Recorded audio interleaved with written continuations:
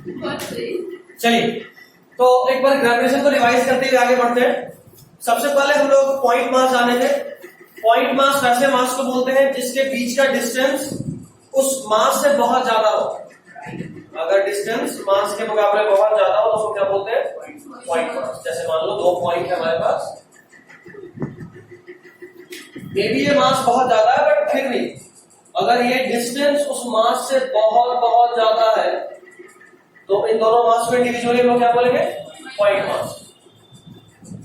और ये सारा इक्वेशन, सारा फॉर्मूला, सारा ट्रिक टेक्निक सब कुछ सिर्फ पॉइंट मास पे अप्लाई होता है। ठीक है, मतलब ये फॉर्मूला F=G(m1/r²) मेरे और तुम्हारे किस में अप्लाई नहीं होगा क्योंकि हम दोनों पॉइंट मास नहीं है, जबकि ये अर्थ पॉइंट मास है। अजीब बात है ना, बोले थे ना सेम ही आएगा। तो ये अर्थ और सन पॉइंट मास है क्योंकि दूरी बहुत ज्यादा है, जबकि हम और तुम पॉइंट मास नहीं क्योंकि दूरी हमारे बीच में बहुत कम है।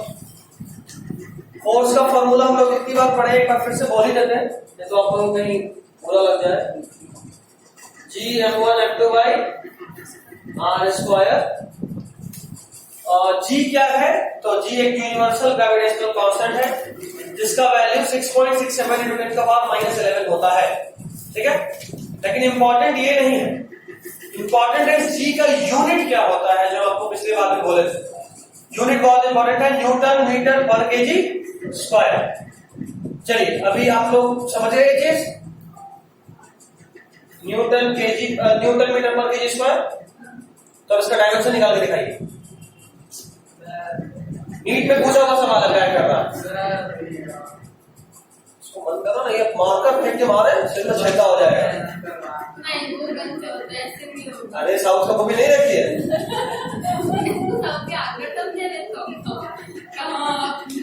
जाहिर सा बात है, सही था। चलो चलिए सॉल्व करें।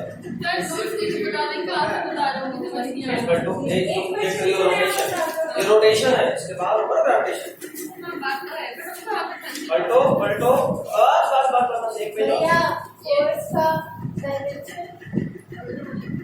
बुद्धि लगाओ। नहीं यार, बीच कर दिया था। हाँ यहाँ यार, तो वहाँ हेडिंग डाल ग्रेविटेशन। हाँ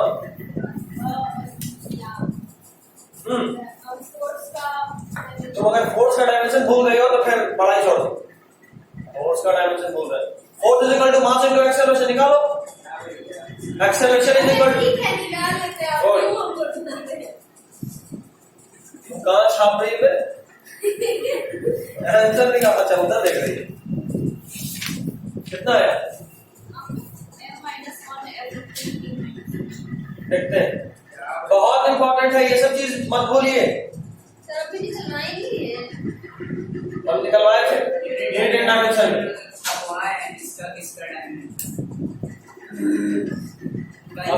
बस 2-3 महीना और देखना, क्वेश्चन दिखाएंगे। डायमेंशन इलेक्ट्रोस्टैटिक T का पूछ देता है, G का पूछ देता है, JEE में भी देखना सबको पूछता है। अब नीट थोड़ा आसान इस बार उम्मीद है होने का, तो अपना पूरा दम लगा लीजिए। बहुत आसान, हमको जो उम्मीद लग रहा है कि बहुत इजी हो जाएगा। आप तो बोल रहे थे मुश्किल हो रहा है, इस बार इजी हो जाएगा।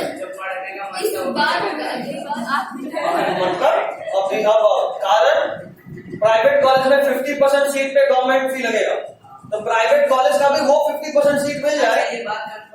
हाँ कंफर्म है, इस बार भी चीज हो गया, इस बार भी हो गया। तो खुद सोचो, 50% सीट प्राइवेट कॉलेज का हाफ के गवर्नमेंट रेट में मिल जाए तो हमको तो पढ़ने से मतलब है। गवर्नमेंट कॉलेज में चलेगा, गवर्नमेंट देगा पैसा।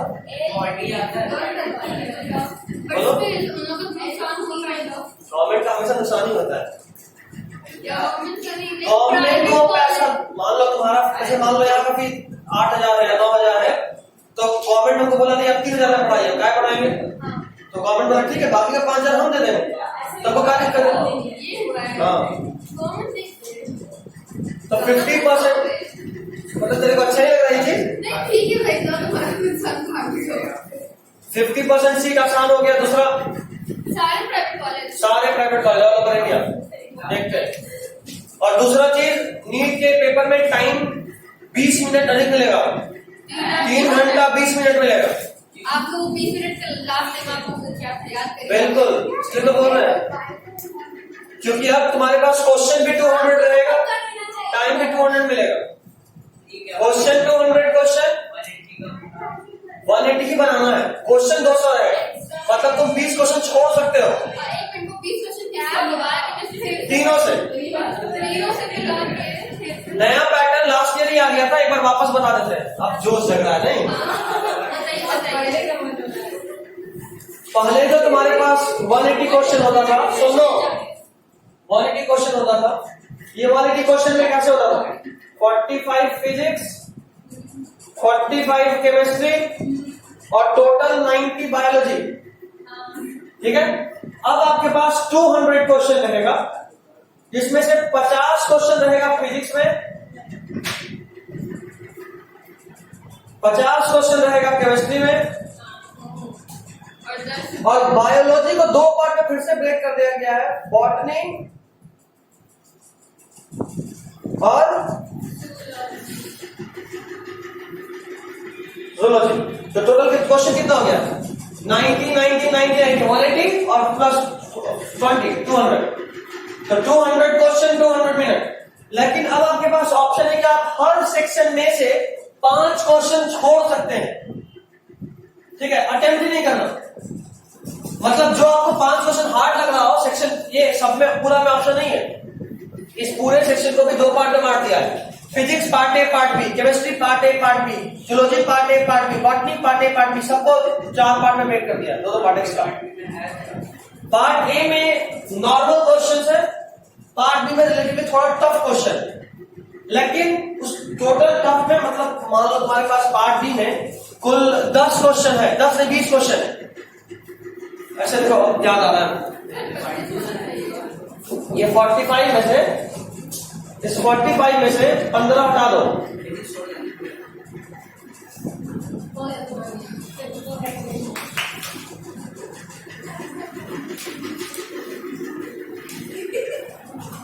देखो ऐसे कर दिया है, हर पेपर को 2 पार्ट में ब्रेक।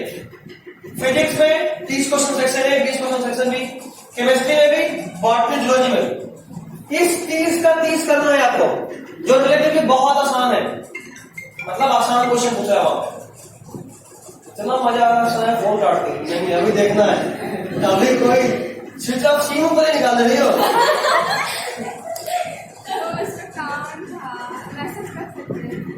बिल्कुल करो, लेकिन हम रुकेंगे नहीं, ठीक है, ऐसे ब्रेक कर दिया। और इस 20 क्वेश्चन में आपको सिर्फ 15 करना है, कोई 5 जो हार्ड लगे छोड़ दो, नंबर नहीं कटेगा। तो सोचो तेरे पास अब ऑप्शन मिल गया, एक तो तुमको टाइम अधिक मिल गया, क्वेश्चन पढ़ने में तो 20 मिनट नहीं लगता ना, 180 क्वेश्चन होने के लिए 180 मिनट काफी था, 10 मिनट और दे देता कि मान लो 10 क्वेश्चन और देखना पड़ेगा, बट वो दिया 20 मिनट एक्स्ट्रा। अब आपको जो एक नजर में आसान दिख रहा है उसको बनाओ। वैसे तो किया कौन सी खुशी में? ये ब्रेक किया था लास्ट ईयर कोविड की वजह से, लास्ट ईयर करा है। लास्ट ईयर इसके पीछे का कारण ये था कि बहुत सारे स्टेट बोर्ड या सीबीएसई वाले बच्चे बोले कि यार हमारा सिलेबस डिलीट हो गया है, तो हम ये चैप्टर क्यों पढ़े। तो हाँ, तो मोदी गवर्नमेंट बैठे बोले कि ठीक है भाई, हम आपको ऑप्शन दे लेते हैं, जो चैप्टर आप नहीं पढ़े छोड़ दो। और बात यह है कि जो नीट वाले बच्चे होंगे क्वेश्चन छोड़ेंगे थोड़ा ना, उसको चैप्टर छोड़ेंगे, उनको तो पढ़ना सब है। और गवर्नमेंट बोल रही है कि ठीक है छोड़ देना, फिर भी पढ़ के जाता है, जो आसान पूछ दे तो वही वाला बना देंगे, हार्ड वाला छोड़ देंगे। समझे बात? प्राइवेट अभी आया है, इस साल अचानक से किया, इस साल अचानक से, और 2-3 कारण था। कारण नंबर 1, कुछ ना कुछ तो बुद्धि हमेशा लगाता ही रहता है, शांति से कब बैठा मोदी, जब से आया कुछ ना कुछ कीड़ा से काटता ही रहता है। तो इस बार किसको कीड़ा काटा कि ये बहुत अच्छा चीज था जो बहुत सारे से डिमांड हो रहा था कि अगर आप कॉलेज नया नहीं बना सकते हैं, इतना तो अमीर लोग कॉलेज बनाने में एकदम लगता है 1800 करोड़, 1900 करोड़, 2000 करोड़, अमीर बनाएगा फिर प्राइवेट हो जाएगा ना, गवर्नमेंट बनवाना ना, प्राइवेट बनवा के क्या फायदा, समझे बात। प्राइवेट का भी देखो बिहार में 2 खुला है, लेकिन फी 80 लाख 90 लाख जाओ, 12 साल का, कई बार करोड़ों में भी है। अभी बेटा में बोला NSIT, मेरे भैया का फ्रेंड 1 करोड़ का एग्जाम था, बिल्कुल प्राइवेट से। बहुत फी। तो अब कॉलेज बनवा के भी क्या फायदा जब कोई जा ही नहीं पाए, नॉर्मल पीपल। क्योंकि बहुत सस्ता है, प्राइवेट वाले लोग जाते हैं, गवर्नमेंट वाले लोग नहीं जाते। प्राइवेट वाला भी 3-4 साल यहाँ पर घिस रहा होता है, गवर्नमेंट मिल जाए क्या प्राइवेट कॉलेज जिसको मिलता है वो लोग बाहर जाता है क्योंकि वो सस्ता होता है। जो 1 करोड़ में वहां क्या हाँ, मतलब बिहार नीट नहीं निकला तो जाते हैं ना, नीट से गवर्नमेंट कॉलेज नहीं मिला तो जाते हैं। कुछ मार्क्स वाले लोग भी, कम मार्क्स वाले लोग भी, जो यहाँ 1 करोड़ लग रहा है वहाँ 20-25 लाख में सब होके आ जाएगा, रहना खाना पढ़ना सब करके। यूक्रेन इसीलिए सब जाते थे, बचा दिया गवर्नमेंट, छोड़ेगा तो नहीं, बचा दिया, उन लोगों को अलाउ कर दिया, बाकी कंट्री से भी इंटर्नशिप के लिए पोलैंड से ऑर्डर कर दिया। मेरा फ्रेंड बोलता है इस बार और ज्यादा होगा, हाँ 20 लाख जाएगा। कारण 2-3 है, जो बच्चे ये जानने से पहले नहीं, चलो ठीक है अब तो भी घुस जाएगा, चलो तो तुमको जो पता चला बाकी को भी पता चला, लेकिन तुम्हारे लिए चीज आसान है, जो आज शुरू कर रहा है जो पहले शुरू करा, दोनों में फर्क है ना। अभी हम इतने दिन से छोड़े हुए और अचानक आज बैठ जाए तो कर सकते हैं, मे भी जरूर कर सकते हैं, लेकिन फर्क होगा, बहुत फर्क होगा। तो तुम लोगों के पास अभी तो 12th स्टार्टिंग है,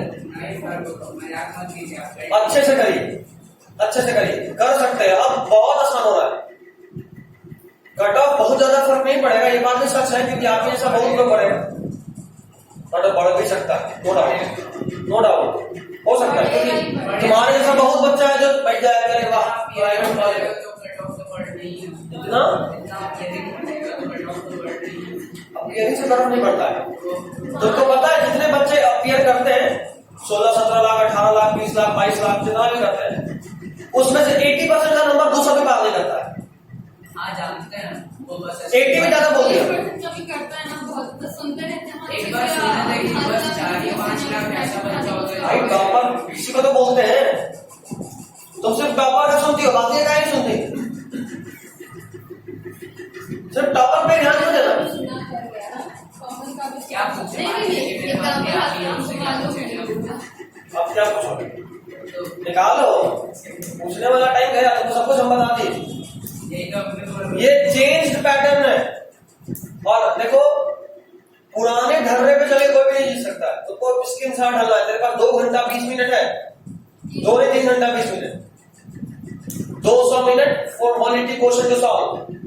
आपके पास फिजिक्स में 20 मिनट एक्स्ट्रा समय है, 20 मिनट में 5-10 क्वेश्चन बन जाएगा, कमांड बनेगा, प्रैक्टिस। हाँ स्टार्टिंग में 2-2 घंटा लगता है क्वेश्चन करने में, क्वेश्चन करना ही कहाँ है, ये तो छोड़ दिया है। क्वेश्चन करते रहिएगा ना, जब समय घटता चला जाता है। स्टार्टिंग में हम खुद 3 घंटा एक क्वेश्चन में दिए, और 1-2 दिन 1-1 साल ऐसे ही कर रहे हैं, उसके बाद आप फिजिक्स पढ़ा रहे हैं, इतना है आइडिया अच्छा है। प्रॉब्लम आता है जमा करो, पूछो, डॉक्टर देखो, डॉक्टर क्या बोल दिए, डॉक्टर को देख के जो लोग समझ जा रहा है ना, उसको भी बहुत अच्छा एग्जाम्पल है कि आपका कंसेप्ट ठीक है, क्योंकि अगर आपका कंसेप्ट ठीक है तो आप कोई भी भाषा समझ सकते हो, आपको सिर्फ फ्लू चाहिए, उसका बात समझ नहीं आ रहा, खाली जो बनाया हुआ है अच्छा ये वाला हम गलती कर रहे थे। हाँ तो ये पार्ट है, ये तो पार्ट है, इससे क्यों भागो, but be ready for this. और 50% मेडिकल कॉलेज रिजर्व है, और हर साल कम से कम 200-400-500 सीट बढ़ता है मेडिकल कॉलेज, 200-400 कम बोलती है, 800-900-1000 सीट जरूर बढ़ता है प्राइवेट कॉलेज में। हाँ तो प्राइवेट में से 500 तो तेरा हुआ ना, अब उस 500 पे तुम लड़ सकते हो क्योंकि उसका फी कम है, तुम 20 लाख 30 लाख नहीं दे सकते, 5 साल में 10 लाख लगेगा तब तो देके मेडिकल कर सकते हैं ना, 1 साल में 2 लाख तो कर सकते हैं, और पेरेंट तो खुशी खुशी करने के, बच्चा डॉक्टर बनने वाला है, ये मायने रखता है कि हम जो इन्वेस्ट कर रहे हैं उसका रिजल्ट क्या आना है। अगर रिजल्ट आ रहा है तो ठीक है, कोई तब तो 10 लाख बहुत कम है, लोन ले लेंगे, तब तो कुछ पैसा ही नहीं 10 लाख। लेकिन अगर कोई बोले कि बच्चा कुछ नहीं कर रहा था, अभी 10 लाख चाहिए 10 साल में, तब भी बहुत ज्यादा है। मेडिकल है वो या राज था 11 कोई बात नहीं, मुद्दे पे आइए। और मुद्दा सीधा सीधा यही है कि अगर आप कीजिएगा तो सपोर्ट मिलेगा, अगर आप नहीं कीजिएगा तो कोई सपोर्ट नहीं करता। और ये बहुत बड़ा चीज है। और यकीन मानो, जो हम कट ऑफ कम होने का बात बोल रहे हैं उसके पीछे का मेरा लॉजिक यही है। लोग तैयारी आज के हिसाब से कर रहे हैं, लेकिन साल के अंत होते होते तक, अगले सेशन आते आते तक सीट और बढ़ जाएगा 1000 1500। तेरे लिए तो 1700 बच्चा घटा ना, तो आज के हिसाब से तैयारी कर। अभी नीट होगा, मे बी अगस्त सितंबर तक तुम्हारे पास इस बार का कट ऑफ भी आ जाएगा, तुमको अंदाज लग जाएगा कि कट ऑफ में क्या डिफरेंस हो रहा है। ये 50% सीट रिजर्व होने का, 620 है ना, ठीक है। 720 ही और हो जाएगा, ऐसा नहीं होता है। पहला अटेम्प्ट में बहुत तो बहुत 500 अगर आ गया ना कम से कम, तो फिर दूसरा अटेम्प्ट लो निकल जाएगा। 500 में ज्यादा कहते हैं, 400 भी अगर आ जाए ना तो दूसरा अटेम्प्ट लेकर आएगा। और 400 में 360 का खाली बायोलॉजी दे सकता है, ठीक है। तो उस हिसाब से रेडी हो। देखो, एक बार में निकलने का सपना थोड़ा मुश्किल होता है, क्योंकि कारण ही होता है ना उसके पीछे का कि हम लोग पीछे वाला भूल रहे होते हैं, वही प्रॉब्लम, बहुत बड़ा प्रॉब्लम। लेकिन जब आप एक बार कोई चीज पढ़ लेते हो और दोबारा पढ़ते हो ना, तो बहुत आसान हो जाता है। जैसे 10th के वक्त 10th हार्ड था, अभी 10th किताब पे पलटने गए, देखते गए बच्चा वाला चीज है, कारण ना दोबारा पढ़ रहे हो। तो वो दिमाग में होना चाहिए, ये बहुत बहुत हेल्प करेगा। बेसिकली 4th एग्जाम में निकलने का कुछ नहीं करना चाहिए, 5 स्टार्टिंग करो, टेस्ट सीरीज दो, अगर लग रहा है 400 500 पॉलिसी आ रहा तो फिर क्यों नहीं कोशिश करेंगे। लेकिन बात यह है कि आप लोग थोड़ा सा ढील दे रही है, थोड़ा नहीं बहुत ढील दे रही, कोशिश ही नहीं कर रहे हो। हम आते आते हैं, जो स्टार्टिंग में बोले थे, स्टार्टिंग का जोश और अंत तक जोश मेंटेन करना में बहुत मुश्किल होगा। एग्जैक्टली दिख रहा है, सब कुछ डाउन हो चुका है, हमको भी दिख रहा है बट फिर नहीं आ पा रहा है, और बिना उसके नहीं होगा।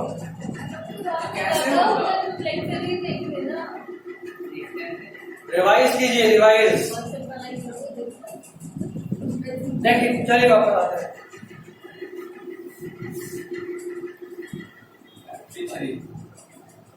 साढ़े 10 तक है ना, 1 घंटा आएगा। नहीं है तो 1 ही घंटा, लेकिन जब तक 12 वाले लोग नहीं आएंगे स्टार्ट रहेगा। कम से कम 20 मिनट तो ले सकते हैं ना। चल, तो ये था।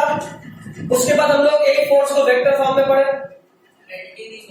क्या? अच्छा, जी का डायमेंशन किसी का निकला था, एक किसका निकला था, मेरा निकला। तुम्हारा क्या है? उसके बाद नहीं निकला। देखेंगे, बात करें। दोस्त है, बहन, अपनी बहन, बोल दे क्लास में।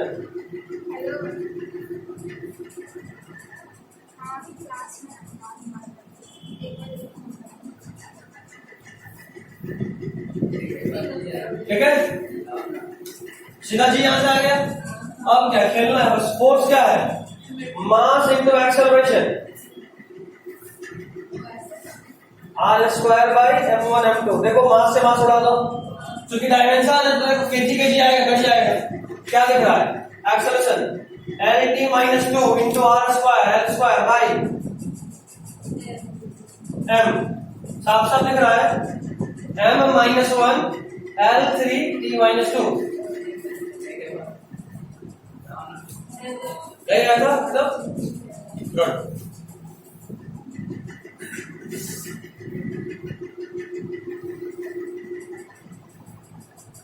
ठीक है, और बेटा तेरे लिए और आसान है, जेई निकल ही जाता है। जेई में इतना सीट होता है कुछ ना कुछ मिल ही जाएगा, लेकिन अच्छा के लिए कुछ करना पड़ेगा। एनआईटी और या फिर आईआईटी नहीं मिलता है तो थोड़ा दिक्कत है। क्या मेन से एनआईटी तो मिल ही जाएगा ना। अच्छा, एनआईटी भी होगा तो प्लेसमेंट हो गया। एनआईटी पटना से, आईआईटी पटना से ज्यादा प्लेसमेंट होगा। से क्या मिलता है? क्या? आईआईटी एनआईटी एम करो, आईआईटी में बच जाओ, अगर ड्रॉप करना तो आईआईटी के बारे में सोचो, लेकिन एनआईटी या JEE mains exactly medical level है, आपके लोग भी वही नहीं है एनआईटी।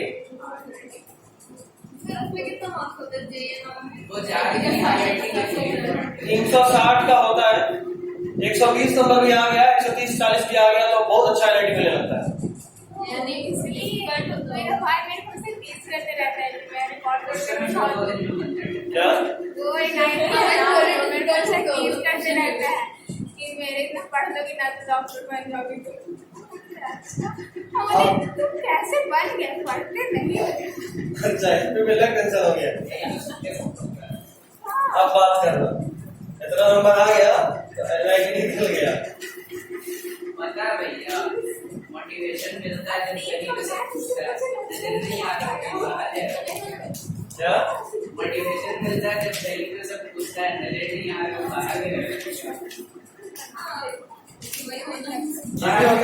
आजकल हम कहते हैं 10 आदमी टोकने लगा है, समझ कोचिंग जा रहे हो, अच्छा है। टोकन लोगों के पीछे मत रहो, हम भी रहे थे, इज्जत खूब मिलता है, उसके बाद में बहुत दिक्कत होता है, कुछ नहीं होने का। अभी जितना शांति रहो उतना अच्छा है, कोई ना जाने नहीं पढ़ रहा था फिर निकल जाएगा अच्छा। नहीं पता कैसे आना होगा, और खंडा में सब कुछ नहीं करोगे क्या? हटाएं। हाँ हटा दीजिए। दूसरा हम लोग पढ़े थे नंबर ऑफ फोर्स वाला, ये नहीं चीज ना इंपॉर्टेंट था। दूसरा नंबर ऑफ फोर्स वाला, कि अगर आपके पास n नंबर ऑफ फोर्स लग रहा हो,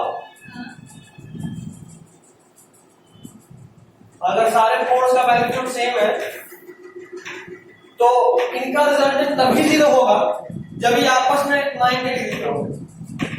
समझ में आ रहा है? क्या भैया 4 इक्वल मैग्नीट्यूड का फोर्स है, उनका रिजल्टेंट तभी 0 होगा जब ये आपस में 90 डिग्री पे हो। या इसी एंगल को अगर निकालने का बात करें तो ये जो n निकलता है, ये निकलता है 360 बाय नंबर ऑफ फोर्सेस, ये थीटा बोलते हैं इसको। अगर ये एंगल इस थीटा के बराबर है जो कि इतने ये कर फॉर्मूलेशन कर रहा है तो समझो नेट 0 हो। जैसे मान लो आपके पास 6 फोर्स है,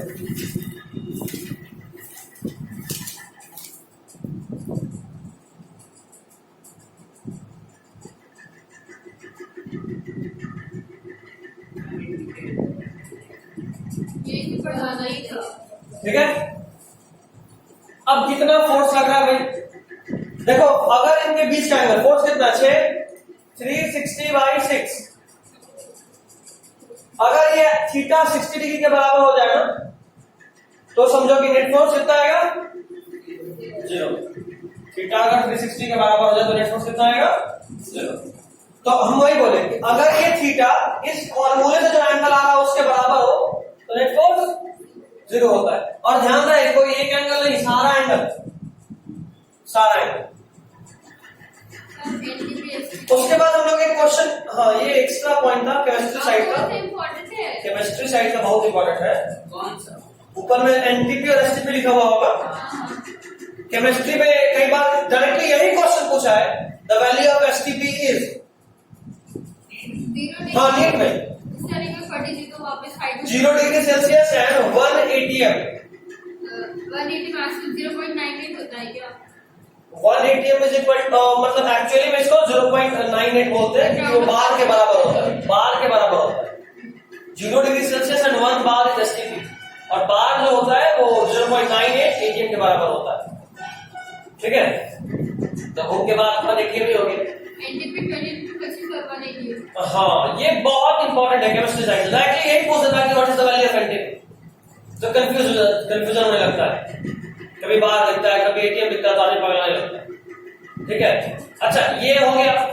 इसी को थर्मोडायनेमिक्स में भी यूज करता है, काइनेटिक थ्योरी ऑफ गैसेस में। बहुत ज्यादा। ठीक है, उधर भी पूछता है। हाँ, तो हर तरह के क्वेश्चंस के लिए दिमाग में रेडी रखिएगा कि सब फंसाता है। तीसरा बात, आपके पास एक क्वेश्चन था, 2 बांस है M1 M2, बीच में कोई तीसरा मास रखना है, कितने दूरी पे रखे कि इक्विलिब्रियम में रहे। ठीक भाई इलेक्ट्रोस्टैटिक्स वाला, मान लो यहां से x दूरी, m1 से x बोले तो x is equal to root m1 by root m1 plus root m2 इनको बीच का डिस्टेंस r और ये स्क्वायर या रूट में नहीं है अभी का। हाँ सुधार दो। बट इससे आंसर सही नहीं आता। अच्छा हाँ अच्छा निकाले थे इलेक्ट्रोस्टैटिक क्लास। वापस से क्वेश्चन लगे आंसर नहीं तो वो क्वेश्चन भी याद है। m1 की जगह q था हाँ। और m2 की जगह 4q हाँ और r और x ही था। हाँ हमको ये बताओ कि x का दूरी यहाँ से था कि यहाँ से था, ये जानते थे तो आंसर आएगा। नहीं आया था। फिर से लेके आना, फिर आंसर पे आता नहीं आएगा आंसर काट देना। बुक का आंसर गलती है। अभी शॉर्ट करके चार्ट वाला क्वेश्चन एग्जैक्टली लेके आओ तब। वही एग्जैक्ट क्वेश्चन वही था। यहाँ क्या था? q 4q यहाँ से था ना। हाँ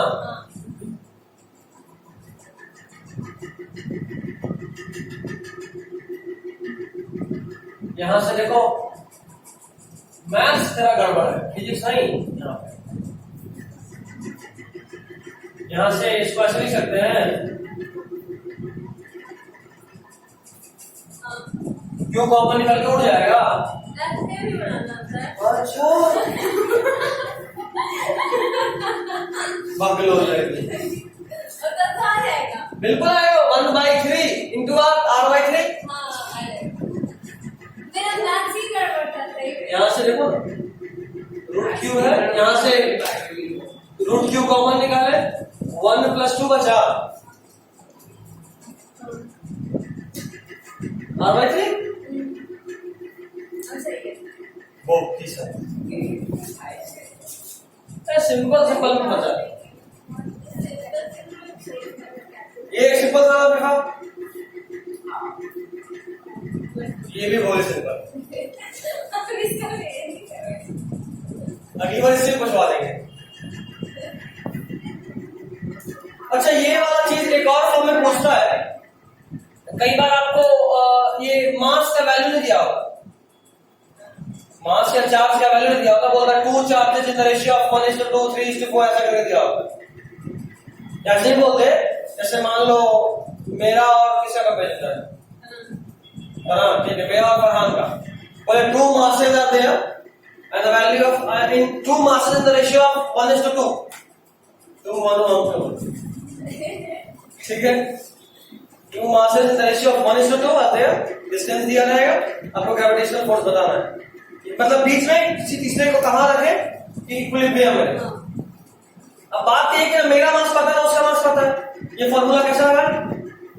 उस केस में आप क्या करो, इस m1 को नीचे लेके आओ। देखो इसको ऐसे लिख सकते हैं 1/√m1 plus √m2 by m1 root में इंटू r। ये m1 को नीचे लेके आ गए। ओ बफोलोल, इसको क्या लिखोगे, ऐसे लिख सकते हो। मतलब तो क्या करें, 4 को नीचे लाएंगे, ठीक है। इसको अगर नीचे लाए तो डिनोमिनेटर में लग गया, इसको नीचे लाए तो डिनोमिनेटर में लग गया। अभी देखो इसको ऐसे में लिख ही सकते हैं फिर तो।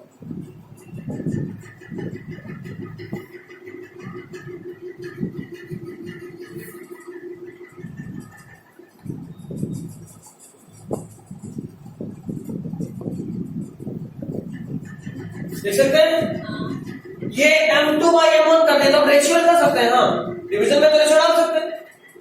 तो अगर मेरा और उसका रेशियो 2:1 था तो यहाँ पे 2:2/1 पुट कर सकते हैं। ठीक है, मास नहीं पता फिर भी हम रेशियो से आंसर निकाल लेंगे। समझे?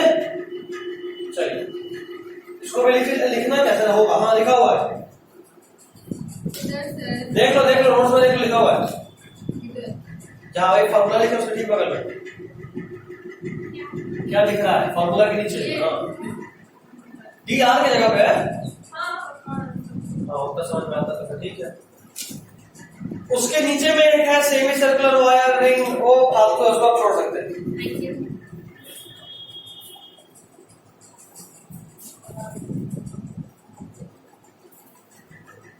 ठीक है, हमको लग रहा है सर एकदम आराम से आ रहा होगा, कैसे भी सब थोड़ा लेट ही आते हैं। अरे सुबह बताओ पहले से भी क्लास था, पढ़ रहे हम लोग। अच्छी बात है, आराम से आ रहा है। सेकेंड इज बोल रहा था बायो पड़ेगा। अब तो सर्टिफिकेट नहीं हो सकता, दिमाग में लग रहा है उसको। वही ना, वही तो हम लोग बोल रहे थे थोड़ा कौन पढ़ा हम जाके। एग्जाम नहीं लिया गया। अच्छा, एक और न्यूज है नीट से रिलेटेड। एक्स्ट्रा जो बायोलॉजी रखे हैं वो भी नीट दे सकते हैं। नहीं, ये पूरा न्यूज नहीं है। एक्चुअली गवर्नमेंट बैन करते हुए कि जो एक्स्ट्रा में बायोलॉजी पढ़ा है वो नीट नहीं दे सकता। बायोलॉजी आपका मेन पेपर होना चाहिए, तभी आप नीट दे सकते हैं। लेकिन बहुत सारे लोग सुप्रीम कोर्ट के पास गए और अभी सुप्रीम कोर्ट से इस ऑर्डर पे स्टे लिया हुआ गया है कि ठीक है आप नीट दे लीजिए, लेकिन कॉलेज मिलेगा कि नहीं मिलेगा ये डिपेंड करता है कि सुप्रीम कोर्ट का डिसीजन क्या आएगा। तो प्रोविजनली अलाउ करा गया है। आप चाहे रिस्क लेना निकल गया और फिर वो अलाउ नहीं किया बाद तो आप गए मुझे आप तो और ठीक है। तो ये प्रोविजन थोड़ा सा अलग चीज है, बहुत सारा चीज बदल रहा है। अच्छा नहीं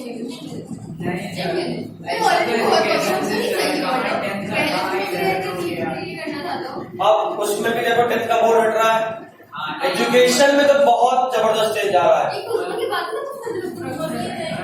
और ये सुनने का एक ही काम होगा, लाइक बोर्ड का 2 हाँ एक ही होगा। और एक 9th में लाइक हम लोग तो एक ही होगा, पता नहीं वो 2023 का दिखा शुरू हो गया वो। हाँ अब नहीं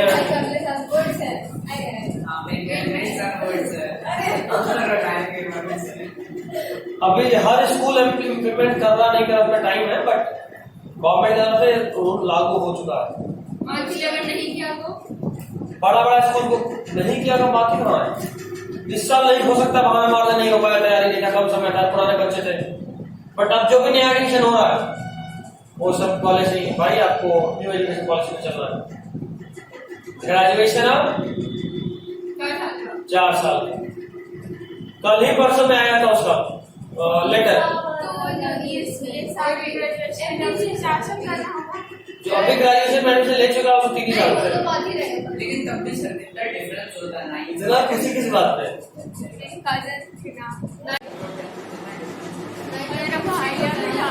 अच्छा रहता ना। और 10th और 11th डिपेंड करता है इंसान क्या करे, साइंस दे रहा है। ये कभी ठीक नहीं होता। क्या 9th और 10th वाले जो इतना पढ़ा हुआ है 9th और 10th वाले में कहाँ गया मेरा? लाइक 9th 12th से 10th 11th से साइंस के उसमें 8th क्लास में बहुत अच्छा ट्रांजिशन होता है। मिड में 7th तक बच्चा सिर्फ क्लास का आंसर हट के जाता है, 8th में बड़ी मीटिंग से बनाना शुरू होता है। तुम नहीं पढ़ेगा बेट, नहीं कोई नहीं पढ़ता है मेरे पास। कौन से का टॉप होता है टाइम? ये बस नाम का काम। पढ़ाई में सिर्फ हमारा लाइफ में हाँ नहीं कम मस्ती नहीं करे। काम नहीं करते हम भी देना बहुत टॉप वाला मतलब बहुत बड़े वाला टॉपर थे। मेरा लाइफ का सबसे पीक टाइम मेरा क्लास 8 था।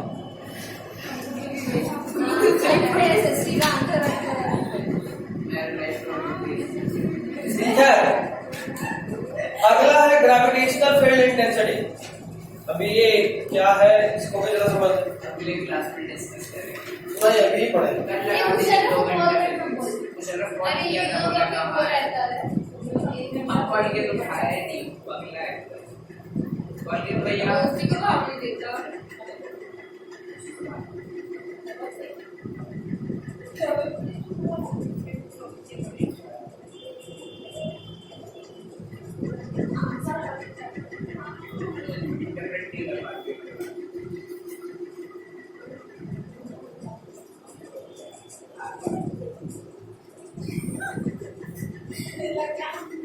ग्रेविटेशनल फील्ड इंटेंसिटी या ग्रेविटेशनल फील्ड स्ट्रेंथ 2 नाम है। जिसको हम लोग डिनोट करते हैं कैपिटल ई से, इससे कैपिटल ई। और इसमें क्या होता है इसको भी जरा समझा दें। ग्रेविटेशनल फील्ड इंटेंसिटी वो इंटेंसिटी हम लोग बोलते हैं, या वो ग्रेविटेशनल फोर्स बोलते हैं जिससे किसी जगह पे, किसी दूरी पे कोई एक मास दूसरे मास को खींच रहा हो। मतलब कि अगर मेरा, जैसे मान लो अगर ये मैग्नेट है, हम उसको मैग्नेट की तरह समझाते हैं, तो इस मैग्नेट का मान लो कुछ यहां तक का एरिया,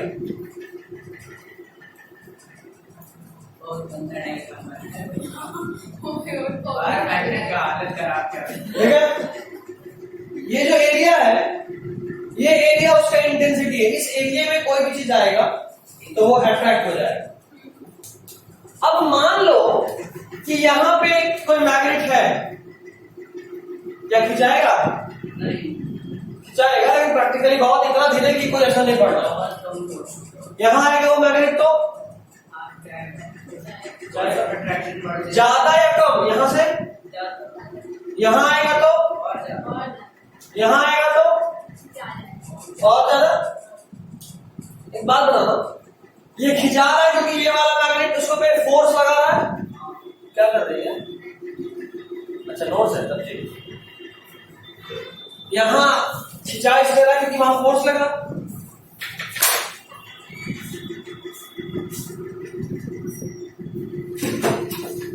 खिंचा इसलिए रहा है क्योंकि फोर्स लगा। अब मेरा सवाल ये है बहुत सिंपल सा, कि क्या अगर यहां मैग्नेट नहीं होता तो फोर्स नहीं लगता? लगता। इस मैग्नेट की वजह से इस एरिया में जो फोर्स लग रहा है वो किसी और पर डिपेंडेंट नहीं है, वो सिर्फ इसी मैग्नेट पर डिपेंड कर रहा है। और मतलब वो सिर्फ इसी मैग्नेट पर डिपेंड कर रहा है। तो वो रहे या ना रहे, उसके उस खास दूरी पे कोई ना कोई फोर्स या कोई ना कोई अट्रैक्शन लग रहा है, उसी को आप बोलते हो इंटेंसिटी। तो इंटेंसिटी का जो फॉर्मूला भी है, force on M naught due to M. जैसे मान लो यहां पे कोई मास है, यहां पे कोई एम नॉट टेस्ट मास को आप यहां लेके जाओ, जिसको हम लोग बोलते हैं टेस्ट मास।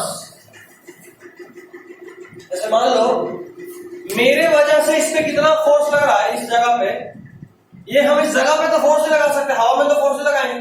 अगर हमको ये फोर्स पता करना हो कि मेरे वजह से यहाँ पे कितना ग्रेविटेशनल फोर्स लगा है, तो हम एक काम करेंगे, हम एक मास को लेकर आएंगे और देखेंगे ये मास कितने फोर्स से खिंचा रहा है। इतने फोर्स से खिंचाएगा, मेरे वजह से यहाँ पे उतना ही फोर्स लग रहा है। तो हम लोग मास लेके आए सिर्फ ये देखने के लिए कि कितना फोर्स लग रहा है, उस मास को बोलते हैं टेस्ट मास। क्या बोलते हैं? टेस्ट मास। और जो मास था वो तो एम ही है। तो फोर्स देखो, हम फोर्स लगाए इस दूसरे वाले मास पे, लेकिन हमको ये मास से कोई मतलब नहीं था। हम ये निकालना चाहते हैं कि इस जगह पे इतने दूरी पे क्या फोर्स लगता है। तो हम क्या करें कि जब ये मास यहाँ आया तो इस पे जितना फोर्स लगा, उस फोर्स को इस मास से डिवाइड कर दिया। याद करो जी का फॉर्मूला क्या था, मतलब सॉरी एफ का।